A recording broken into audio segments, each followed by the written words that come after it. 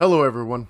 It is the High Priest of the Economicon, the Economancer, and today we're going to be talking about the Great Gatsby Curve. So, this is a really important topic that's going on in modern economics as well as modern sociology. And it's essentially the observation that for like OECD countries or developed countries, greater cross sectional income inequality is associated with lower mobility. The relationship between inequality of opportunity and outcome, basically. So, this is usually tested by looking at the relative mobility of a person from one economic class to another, and then looking at their children's economic class in relation to that in nominal terms, right? So then you compare the level of inequality within the society, so across your country and then across other countries. And so this essentially asks, is inequality of outcome conditioned by some inequality of opportunity due to these income disparities that happen as individuals raise children, right? So if you're lower class, does that automatically assume that your next child will be also, or will your first child or so on, will be low class? And does the income inequality in your society actually affect whether that outcome is true or not? So it started off from Alan Kruger. He popularized this term during his speech at the Center for American Progress in 2012, and then the President's Economic Report to Congress. He has since passed, but he was very impactful in this, as well as, like other economists like Piketty, Saez, and Atkinson, who've also worked in this. But he was really the one who kind of got the term out there, right? So this Great Gatsby, if anybody's ever read that book, um, fantastic book. This is essentially what that goes into in economic terms. So that's kind of a brief description, right? So I'm gonna jump over here. So, boom. All right. So, Great Gatsby. Boom. Okay. So, this is essentially what it is. So, we have parental income is a big factor in a child's earning, right? And then parental income is not a big factor in a child's earning. And that goes along the lines of the income concentration. You can see here where it's saying that based on the 1985 to 2010 results, that we would expect, as the income inequality increases, the social mobility or generational mobility index is decreasing. And this kind of leads the idea that's really important, right? So, what what does this mean for the U.S. outside of just that thing saying, "Oh, there it is, it's over," right? So, what happens for this to be there? All right, so we're gonna look at really two ideas here. So the first one we're going to look at is the Kuznets Curve, and the second one we're going to look at the Schumpeterian engine of growth. Right. So when we're looking at this Kuznets curve, this came from Simon Kuznets. For a lot of people who do not know, he was the PhD advisor for Milton Friedman.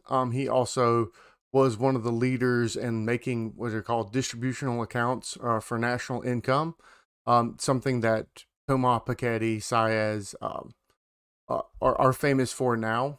So he was way ahead of the game on that. He's also famous for this Kuznets curve. Now, what this Kuznets curve is essentially we have this idea that as an economy develops, right, there's a distribution of income is more equal, but after some turning point, the distribution of income becomes more equal. The Kuznets curve was one of the first attempts at nonlinear relations in economics.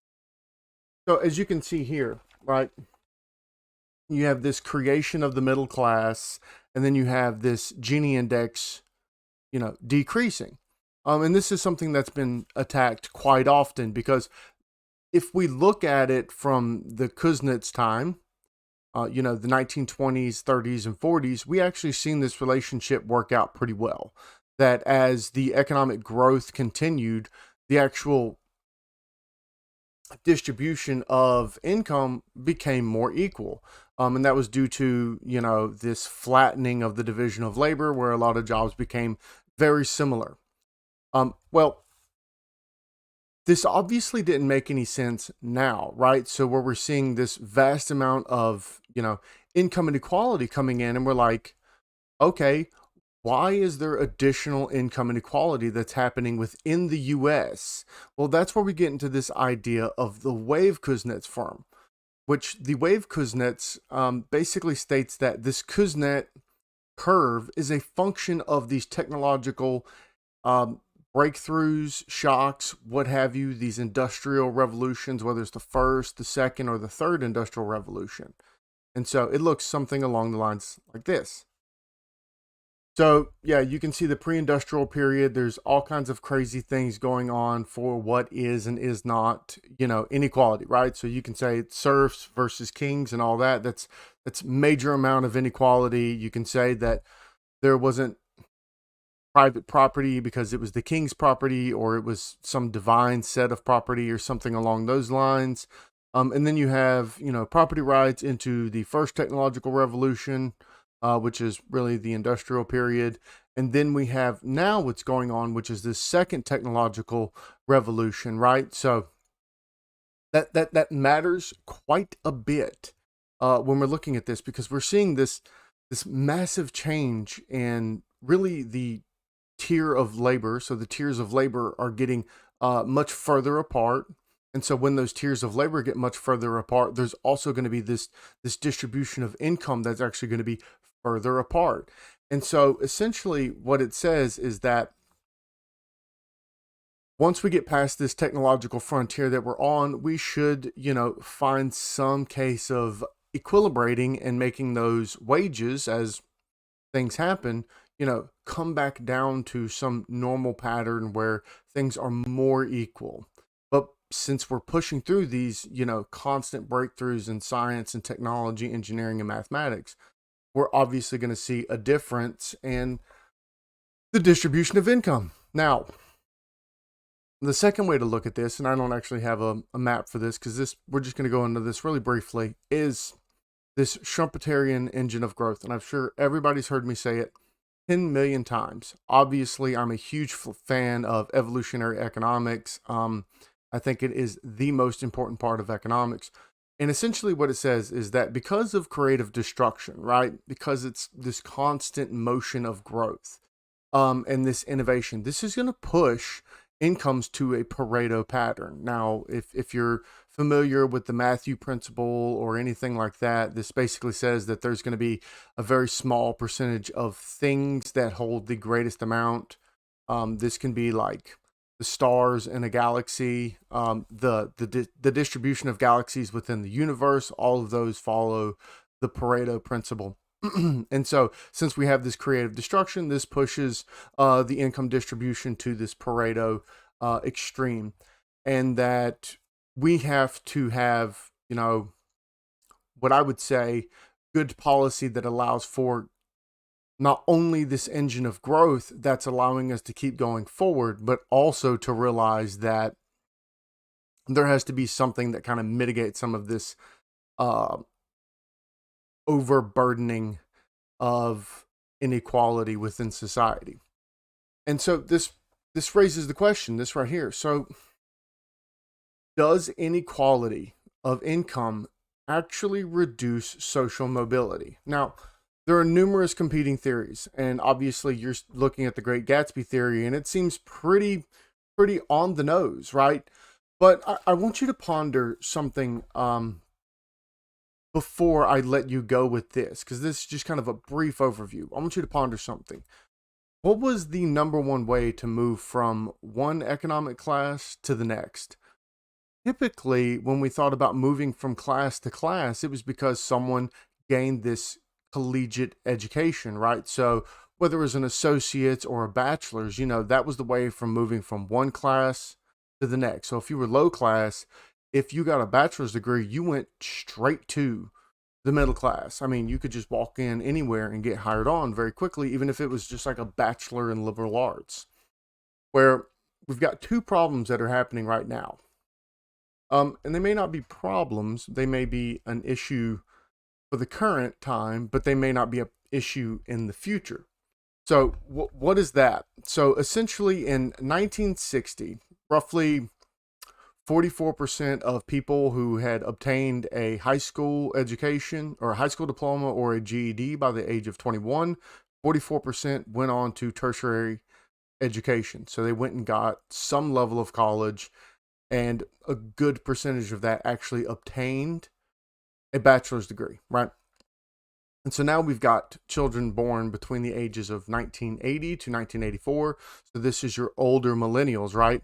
So 73% of people by the age of 21 who had completed high school education or a GED went out and got college education. Now, the problem isn't that people are getting, college educated. The problem is that we have an issue of return on investment that's co-located with this high burden of debt. So if you have a high burden of debt and you're getting a degree that doesn't have a great return on investment, then you're obviously going to not move classes. You actually might back yourself up a class.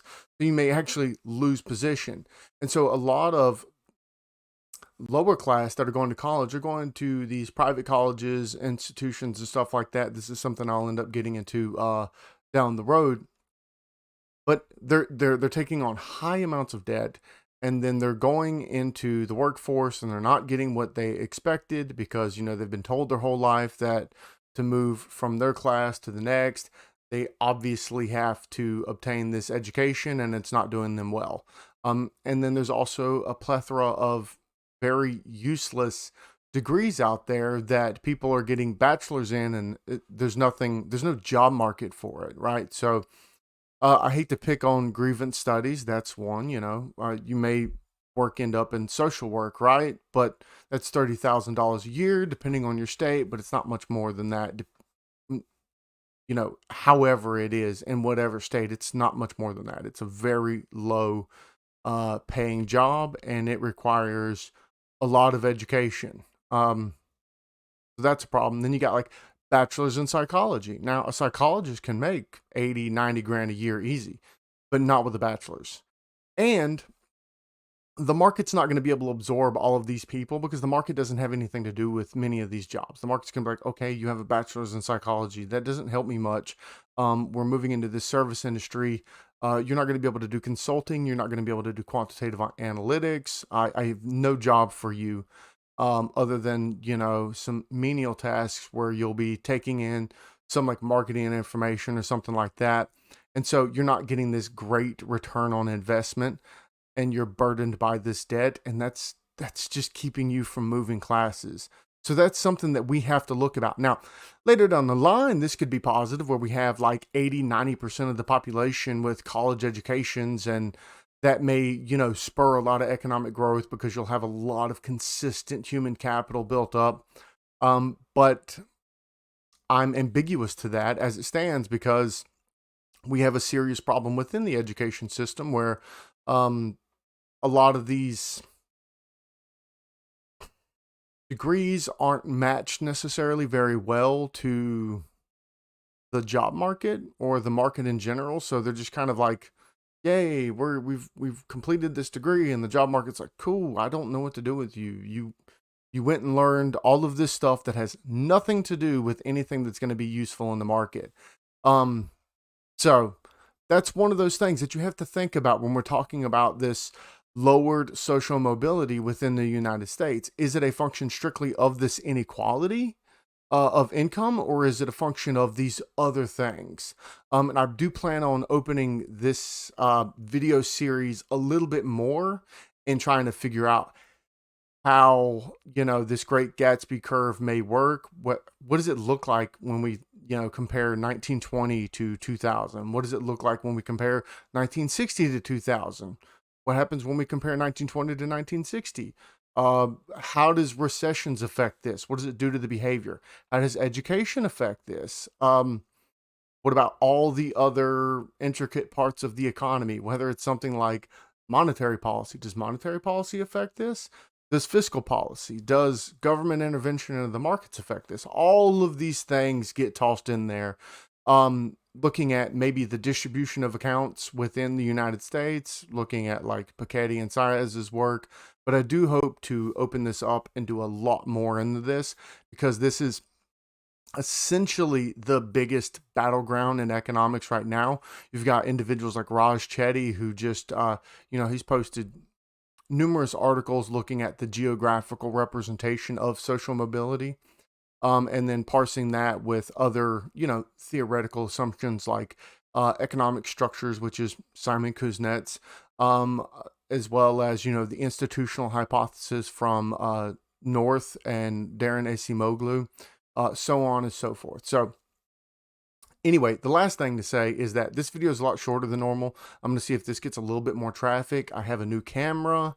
Let me know what you think about this, whether this camera, this system works a little bit better, the lighting, all of that. So I think that this is something that we can all get used to, but please, down below, like, share, subscribe, comment, beat back that YouTube algorithm, because I've had a few videos go more or less viral, for me at least, something like 400 views for that Richard Wolff video. But I also don't want to just do reactionary videos to Richard Wolff to get my name out there, which, you know what, I might end up doing. I might just attack Richard Wolff every day of my life. Just be the anti-Richard Wolff. But I don't want to do that, because I'm the Economancer. I'm the high priest of the Economicon. There's a whole lot more to it than just, battling disheveled Marxists. So I hope you have a wonderful day, and thank you for watching.